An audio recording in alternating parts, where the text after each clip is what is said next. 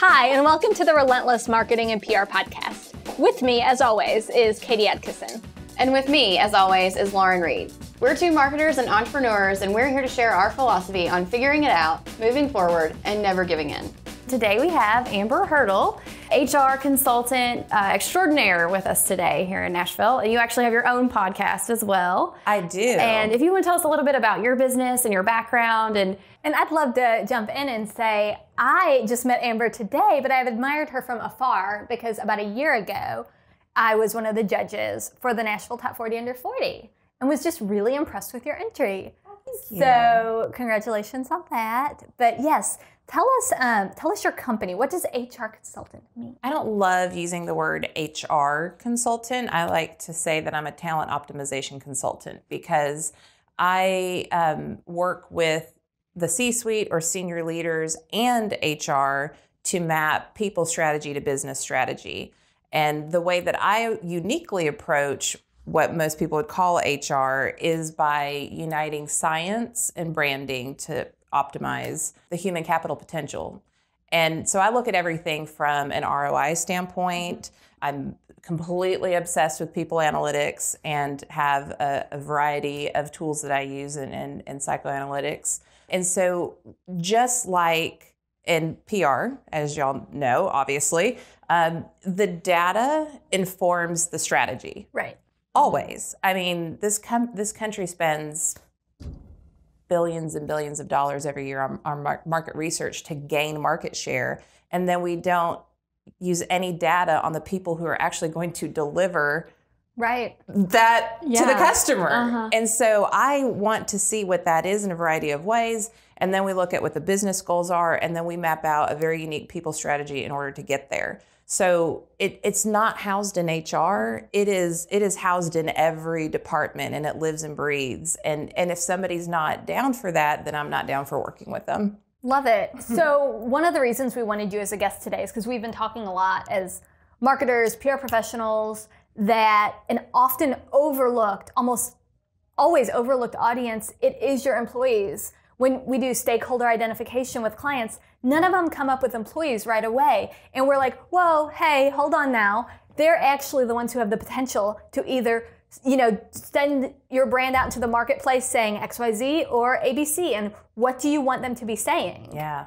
So empower them. This is so relevant for marketers to hear what you have to say. Well, and my background has been, as you know, a combination of external and internal PR. And I happen to just love internal PR, whether that's members or employees. But I look at everything internally from an external lens. And, a savvy marketer like you ladies would do the same. Because if you think about, let's just say you have 50 employees. We'll just keep it small.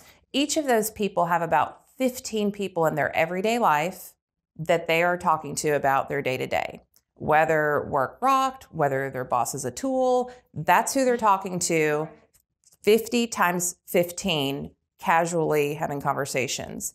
Then you add social media to the mix, and now we're in a whole new realm. So you can make the choice to just focus on your external stakeholders, or you can be extraordinarily purposeful about ensuring that the message that's going out is also aligned with the message that's going to your team. Not just to ensure that they are on vision and on mission, but to be sure that they understand what they're expected to deliver to your customers. That's kind of basic. Right. I mean, raise your hand, everybody who's watching, if you've ever been so frustrated because you called a customer or you called a company and said, does your left hand know what the right hand's doing? If they don't, that is a breakdown between PR and HR. Right. We definitely have experienced that. Yeah. Well, we've experienced it working with clients. We're, like Lauren said, it's usually not a key stakeholder that they even come up with. But if we're out there pitching something and talking about how great this company is, and then, a month down the road, there's this crisis and this person has been sexually harassed and this has happened here, which I'm not saying that's happened with any of our clients because it actually hasn't, but there have been crises. But we've seen it in the news. Yeah, and so we feel disingenuous if we're pitching something, we have to put our name on that and say to that reporter, this is a stand-up company, and if they're not, it's, like you said, it's just a misalignment, and terrible all the way around. Yeah, so you have a brand promise and you're living that out in your marketing and in your messaging and on social media and through all the different channels that you use. And then the person you actually get to acquire that customer, and that's where that experience ends. Mm-hmm. And it's like, what just happened? What did I buy? And so, whether it's through training or communication, the whole onboarding experience. I posted something on LinkedIn today. I'm such a nerd, y'all. I'm a nerd. You're in good company. Yeah, usually. That is the dirty little secret of PR professionals, is we do all the jazz hands and fireworks, but we are total dorks, okay? Data is the best thing ever. Yes. Love it. Numbers, data, all of that. It guides our decisions. Yeah. It gives you the confidence that you're making the right decision. And especially when you're doing it for a customer, that helps you with confidence deliver that. But the Bureau of Labor Statistics put out that I believe it was 0.8 applicants for every open position right now. 0.8, not even a whole human being for every open position. And then Bamboo HR put out something after a survey that they did that said 31% of their respondents left their jobs within the first 6 months. And 68%, if I recall correctly, left within the first 60 days. Wow. And so it's like, hold up. Okay, so first of all, we're already clamoring just to have talent to deliver our brand to the world. And then once we get them there and we're so desperate to get them in, we're not even doing the things that we need to do to keep them. So how does that impact your brand? When you don't have longevity, when let's just say it's a customer support role where you're building a relationship with somebody and then that person's turning over every 60 days. And it's like, oh, well, here's your new point of contact customer. Like, what's that experience for your brand? Right. I feel like a lot of people will think about the internal cost to turnover. Everyone knows turnover is costly. Hiring, firing, all of that, it's ridiculous. But yeah, thinking about the external impact of not just, oh, here's a new person or here's this, not just that, but also they have a lot of turnover. And go back to what you said about social media and the 50 people with 15.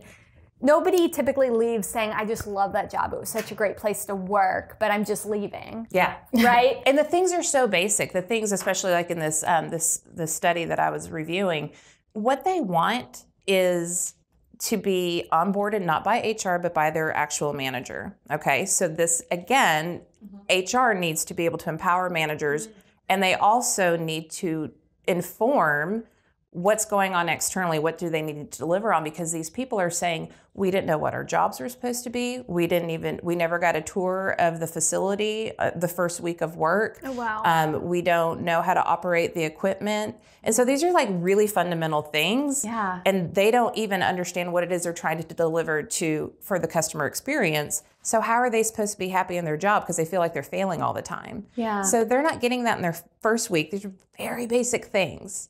And let's just pretend that PR and HR met regularly and said, hey guys, this is what's going out. How do we implement this communication plan or this marketing campaign? How do we implement that from the inside out? How do we ensure that this is being communicated? Everybody knows what we're doing before the rest of the world does it.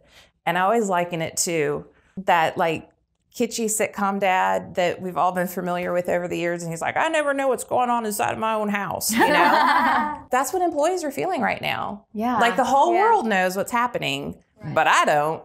So just thinking about that and your experience with other clients and the clients you work with, and I'm trying to think about it now too, and the clients that we work with, and it seems like the only time that when PR and HR are communicating is in a time of crisis. Yeah. It's when shit hits the fan and you're like, okay, we got to get together and we got to make sure we're aligned. And then usually legal's brought in at that point. And, we all once legal's involved, then it's the big no machine shutdown. It's the attorneys who want to tell me where a comma should go. Yeah, let me just grab my hot piping cup and get it together and suck on this for a while. So do you experience though where some of your clients, where they are communicating regularly? Yes, and what that looks like? For sure. And so, the variety, the sizes, I work with at maybe 40-ish employees all the way to Fortune 100 companies. And, at that point you're landing and expanding, working with divisions and beyond. But whoever that person is, whoever the human resource person is, and in the smaller companies, sometimes it's like finance and human resources is the same person. Or me. Yeah. Or Jenny. the business owner or whoever. Yeah. But I say sales, marketing, and HR all need to be regularly communicating. And whether that is that, if marketing meets once a week and then HR comes in once a month to just stay in touch, then that's important. Go to lunch. Just go have coffee and talk about what's going on and look down the pike. And then when you're doing your strategic planning, then everything needs to be looked at through the lens of your most expensive asset, your employees. And so how's this all going to impact that? We often have clients who one of their top selling points is their culture. They want to talk culture. Okay, what have you communicated this with HR? Oh, well, we have a great culture. We have ping pong tables. It's a great culture. They just want to know how to work the copy machine. Or they come to us and say, it's a really tight job market and we're having trouble finding employees. We get that a lot. So the problem is awareness. We need more awareness. And that's not always the problem. The problem is that a typical HR person, and this is evolving as the demands are evolving, the typical HR person is more about the blocking and tackling. They're more about regulatory. They're, and thank God, right? That's what we really want them to do. But what if marketing came and sat down with HR and said, let me look at your job descriptions? Because here's what's happening. Get on LinkedIn at any day, and it's like, blah, blah, blah, you need to push this button, and here's the next task that you do. Come work for us, It's so boring. It's just a drab job description. But my way of doing it is, let me tell you about you, let me tell you about us, now let's get to the boring stuff. That's my philosophy. So part of where the psychoanalytics come in is you have to understand for each position what their DNA is about. What type of behavioral needs, drives, and behaviors need to happen in this. Because let me tell you, there are a lot of jobs I can do. That doesn't mean there's a lot of jobs I will do and do well over time. Right. And so you need to understand, okay, this job requires this kind of environment or somebody who will be happy in this kind of environment. It's either super fast pace or maybe it's slow and steady and repetitive work every day. We have to understand, do they want to have a lot of autonomy or do they want to be more of a support role? These are really important things because if you get the wrong person who doesn't have those innate drives, they're going to quit. So they're going to leave in those 60 days. You've brought up a few things. I want to hear more about these tests and the analytics that you use. But you talk about the job descriptions and you get on the phone and it's, hey, here's what's going on with our company. Here's who we are, why you should work here. Mm-hmm. Then tell me about you.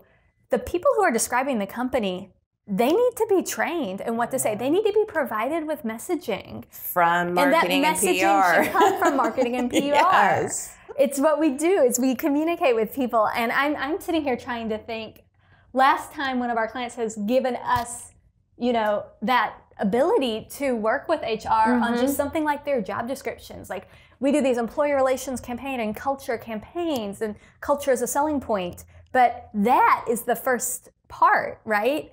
How are you attracting them? So when you use the behavioral drives as the navigator for the first part of that job description, it's hey, if you love a fast-paced environment and you get bored doing the same old, and you just want nothing more to pitch in as a team player, and you list those behavioral drives, this job's for you. Let us tell you about our company. Right. Here's, what are you recognized for? What makes you different? It's the same thing. It's the same thing as external branding. When you're doing an employer brand, what makes you different? Why do I want to come to work for you when I can get $2 more an hour over there? Right. Sell me on it. And so that's the second part. And then, you have to tell them, by the way, you have to have a high school degree or Well, and how often, though, is the person doing that interviewing able to really sell someone on it? Because they don't have talk points. Because HR and PR are not yet BFFs. Connected. Well, and they're worried about blocking and tackling and making sure you have a poster in your break room. That's not necessarily the personality that's going to write a compelling job description for everyone. So talk more about some of the would you say psychodynamics or psychoanalytics? Yeah. Because we've played with all of them and we do use them as a hiring tool. What are your favorites? Okay, so my go-to when it comes to hiring, onboarding, retention, team dynamic, succession planning is the predictive index. And I just took it for the first time. Oh, you did? Can you guess what I am? Like a promoter or a persuader? I'm actually a maverick. Okay, so that means that we are undaunted by failure. We love out-of-the-box solutions. We could fall flat on our face. We'll be like, it's fine. We'll fix it. Yeah, it's fail like forward. No big deal. But nobody should ever hire me as a CPA. No. Like, don't give me a spreadsheet unless it's, unless it's about a budget for a big event I'm planning, right? But yeah, I should not do your taxes. No. A maverick shouldn't do your taxes. I always say I need to surround myself with people who will clean up my collateral damage. Oh, that's so good. Yeah. And I will lead the way and I will lead the charge and I will take risks and definitely be a visionary, but you don't want me doing the nitty gritty day to day because that'll just suck my soul. So exactly. Yeah. So I like to use that tool because you could take that language from your Maverick profile and literally just put that in the job description because so the reason why I love this tool so much for hiring is you can get a handful of people within the organization. So an incumbent who's currently in the role, somebody who's knocking out of the park, if you could get 5 of those people, you would just be golden. Then you get their manager once removed if the company's big enough, an executive over that position, and then of course HR. And everyone puts their input on the behavioral drives that they think this position needs. You marry those all, and now you have a job profile. This is who we need to hire. And you might have, what the Maverick is a reference profile. So that's like the zip code that you live in. Right. And then your specific pattern, which I need to read back on you, is... I'll forward you. Okay. Now I'm like, I need to take this. That is your house. That's the house that you live in, right? So when you have that reference profile, you might have 3, and then you can hodgepodge those words together with marketing, and that it easily enables you to promote like the kind of human being that needs to sit in this role. It's not about personality necessarily. Right. That comes out later. And the tool for that I like to use is the Fascination Advantage Assessment. Did you tell Jenny about that? Jenny's sent it to me. Yeah. She sent it to me. It was before she was still at Gaylord, but she sent it to me. It was cool. It sounds so simple. And I'm like, why haven't we done that? I'm like, oh, this all clicks together. We should be doing this for our employees too. We're all like, we need a person that's like this and this and this. And we have and we relate it back a little, but I feel like it seems like you have a very set process. And we've used, I feel like we've used, disc profile and that sort of thing after we get an application. But it would be nice to, what you're saying is taking all of that and putting it into the job description for what we're actually trying to get. So Predictive Index is a suite of tools, and it's got the behavioral profile, which is what your behavioral assessment, which identifies us as Mavericks. It has the job assessment, so everybody gets to pitch in on that, and then it also has a cognitive assessment. And so I emailed you guys about this. Yeah. Did you do it? Because I haven't done it yet. So I'm in Entrepreneurs Organization, which is a global organization for business owners running companies of $1 million or more in revenue. And my forum actually got trained together because a few of the companies in that group use it, and it is so cool. I came back all pumped and jazzed. Did you do the cog? I haven't done it yet. Okay. So, but the guy who trained us was like, email me, I'll get your team. He said he would just do my leadership team and stuff. There are assessments, and we can do the cognitive. Yeah. So the cognitive, so I want you to think of it's not IQ. So IQ is like how big is a sponge. Cognitive is how quickly can that sponge absorb. Yeah. So how fast can this person get ramped up? Because we don't have 18 months to get people ramped up anymore, especially when we have people leaping 60 days in. Right. You need them to hit the ground running. So you can start adjusting what that cognitive score needs to be for that particular role. So now you have all this data on this person. I like to bring in how to Fascinate for leadership, because Fascinate doesn't show you how you psychologically see the world like Myers-Briggs or DISC or anything. Fascinate shows you how the world sees you at your best. Yes, I remember taking that. So it's all about personal branding. So if you're doing like a high potential leader program, or even just your leaders in general, and I do this, I mean, I've done this for the University of Alabama, I've done this for Lowe's Hotels, I mean, I've done it for tiny places, I mean, everyone. Because you start to move around with And understanding that you don't have to try to be something to make something work. You just need to become more of who you already are. And there's a nice leadership language that can play in that as well. And sometimes I use that tool as a tiebreaker. So predictive index, both these people are a great fit. Let's go ahead and give them the fascinate. And now we're going to see how they might interact as like salespeople or whatnot, or how they might communicate with the owner or not, because there's different varieties there. And it's like, okay, well, this person's probably, we'll interview them both. So we were going to check the head. And then we're going to check the heart. That's culture and values and that sort of things. And then we're going to check their briefcase, which is their experience, their educational pedigree, their resume, all that kind of stuff. And then that's the whole person that we're bringing to the table. But none of that can happen if we're not clear on what the business strategy is, which the marketing always points to very clearly. But we're just willy-nilly over here like, you know, a car lot just trying to get our HR together. You know? So, I mean, your background's PR, so you know this. The definition of public relations, it's a management tool. Communications function between an organization, so the employer, and its public. And its publics. And it's with an S at the end of public. Yes. But relationship, it's managing that relationship. It's mutually beneficial. Yes. So truly the hiring, it's a mutual, you need to be having that conversation about how is this a mutually beneficial fit? And I know, you know, we've all went on interviews. I actually haven't since college, but where it's, here's why you'd be lucky to work here. That sort of thing. Or so desperate, like, we're so desperate to have you. Like, it's that mutually beneficial. I love the idea of working in PR from the get-go, helping write those job descriptions, write that positioning, the key messages. Well, just think about think about your favorite brands that you buy from. So you become a new customer, and then they mail you your, because, well, I'll just say that because I buy everything through the mail. Yeah, me too. So you don't go to the mall. My kids don't really know that malls exist except to see Santa. Right. My daughter climbed on my lap. She's 3 the other day. I was like, hey, Mommy, what are you ordering? Yeah, exactly. Like, I'm actually working. And my husband just looks at me. I'm like, I am. But in her mind, when you need something, you get on online. Amazon. Of course. Get on Amazon and order it, Mommy. Yeah. And so you become a new customer, and then they send you like a little free gift or something. Or if you, like my husband is like the art of shaving, or I might be Sephora.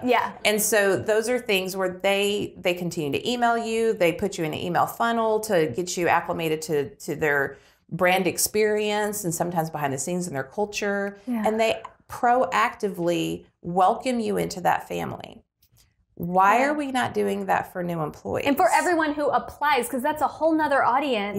If I'm thinking about this for our company, we probably get 500 resumes a year, maybe more, maybe less. But that is 500 people. And we respond to every resume. Welcoming into this funnel of like the Reed PR brand, because just because someone's a good fit here, they might be here or one day. But then that's, like you've said, and everyone knows people. Like, those are 500 more opportunities each year to make a really great impression and show who you are as a brand. And we don't have HR, but it's like split between the three of us. You are HR. I say that we do have like an outsourced HR for, they tell us when we need our poster. The poster. right. The poster. That's right. But make sure you're not breaking any laws. It's like, that's just such a great point you've made, that let's say a Fortune 100 company, they're probably getting 100,000 resumes a year, right? And just keeping them in your funnel. And so one thing, again, in marketing PR that you do is you have your active clients, and then you have your dormant clients, and sometimes you go back to those dormant clients, you try to activate them again. Well, it's the same thing. You have all of these candidates, and then your company grows, and you start from scratch trying to find new people. Like, you have a whole pool of candidates who have raised their hand and said, hey, I'm interested in your company. Or you have alumni of past people who maybe left because they moved or this or that. But employee engagement begins before that person ever becomes an employee.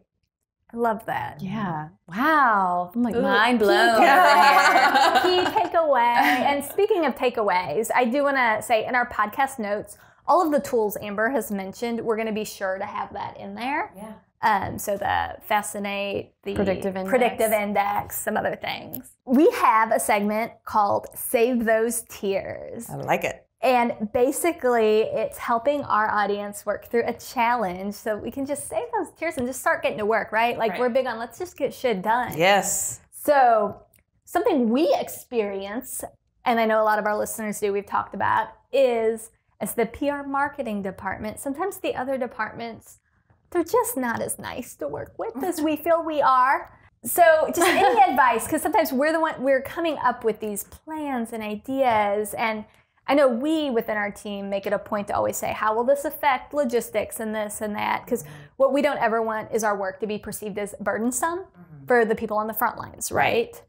But sometimes it's just, I don't want to say contentious, it's just not as seamless of a relationship with, let's say, legal, HR, finance, all of the other departments. What thoughts do you have there? Well, so for sure, gaining that buy-in on the front end is super helpful. And that is that is relationship building first and foremost, because people who are friendly with people are going to do things they wouldn't do if they can't be bothered by you. But the other is to proactively get their feedback on how they want to see the outcome play out. And then the other thing is talk points. And so I'll give an example of a disaster that I was involved in. And there was political ramifications, there was community relations just out of control. And my first question was, how have you communicated this to the team? And they said, we haven't. And I was like, hold the phone. So they're going to find out from, Channel 5 News. Well, they already have. PM. And at this point, we were like 10 days into this. So you can imagine people fussing on Facebook and whatnot, and people and tagging people who work for this organization. I'm physically feeling this right now. Like, here's the plan. We're going to put out some communications. And yes, some of that will be public facing, but that cannot go out until your internal stakeholders. And there's, you have board members, you have all kinds of people, but your front line, the people who are going to defend you on Facebook, that's your employees. So let's empower them with some words so that they're not making it worse by trying to defend you, but saying all the wrong things. Just give them 3 key ideas. Here's what's going on. Here's our stance on this. Here's some of the things that we would love for you to say. Not in a defensive way, in a very practical, easy, common language kind of way. And if you give that to your team and you have a good work environment and they're proud to work there, they're going to have your back. The media is not. Because, I went to journalism school. I have a PR degree. I'm not picking on the media. I think the media is a powerful tool for democracy. But the truth of the matter is, people love drama.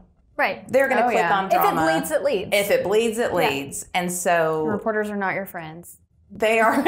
Sometimes. You can be friends with them, but it's not their job to be your friend. It's not their job to be your friend. It's not their job it's their job to report the news. And help your company make money. That's not their job. That's right. To report. And if they're hearing from your employees that, we don't even know what's going on. Because not only could they be trying to, I think a best case is a loyal company's trying to, or a loyal employee's trying to defend your company, which they're still failing at that if they've not been provided the tools. But even worse than that is, my boss never told me anything, or this is horrible, a disgruntled employee. Like, I can't believe I work for a company that did that. Yeah. So. And there's so many examples of that as well.